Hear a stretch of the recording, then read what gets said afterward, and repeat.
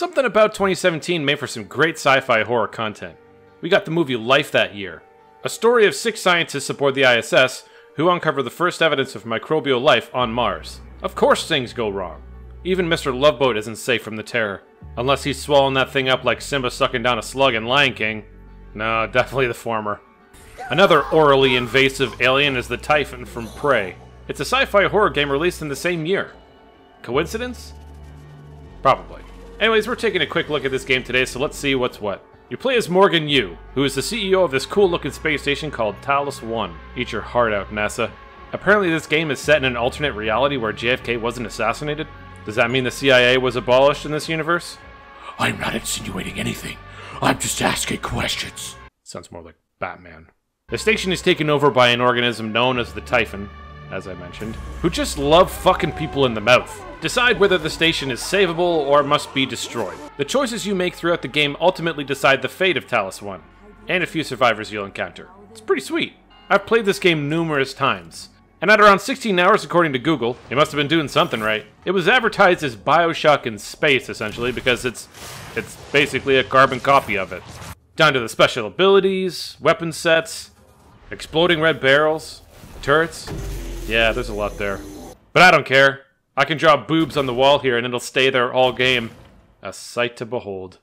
On my first playthrough, I was a bit confused. Or stupid, either is possible. I felt like I didn't have enough ammo. Like I'm emptying an entire clip into these baddies and I can barely make a dent. It's because you're supposed to give them the 1-2 punch. Once that finally clicks into your thick skull, the game really starts to come together. The maps, coupled with the glue gun and the propulsion systems, makes for a really unique, off-the-wall gameplay. Literally. The game also comes with a few difficulty modifiers for those looking for an extra challenge. There's a weapon degradation modifier, which adds a sort of weapon health to your tools and weapons. As you could have guessed, the more you use a specific weapon or tool, it begins to degrade over time until it's useless. You can repair your weapons using spare parts or just craft a new weapon each time. There's a few health modifiers as well. One where you'll have limited air supply in a vacuum. Pass. A hemorrhage mod that makes the player bleed after taking weapon damage, which is pretty cool. A concussion mod, which limits your abilities over time, also cool. And a really cringy broken bone mod, which, after heavy trauma, it's just, it's awful. But it's so awesome at the same time. Like I mentioned a few seconds ago, I've played this game a few times, so it's obviously going to be in my recommend you play this pile. The only negative thing that I can think of off the top of my head would be a few of the weapons here are a bit shit. I mean, there's this laser gun thing that basically I've never used.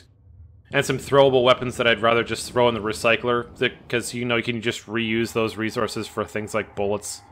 The stun gun was also pretty useless, especially if you just kill the mind-controlled people. There's really no reason to use it. Oh yeah, there's a Typhon that controls the minds of survivors and blows their brains up. It's fucking epic. I don't want to spoil it because I want you to play the game. It's awesome.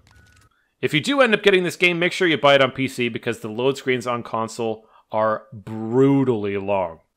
Before we finish off this video, I just wanted to let you guys know that I'll be doing a more in-depth video on this game in the future, so stay tuned for that.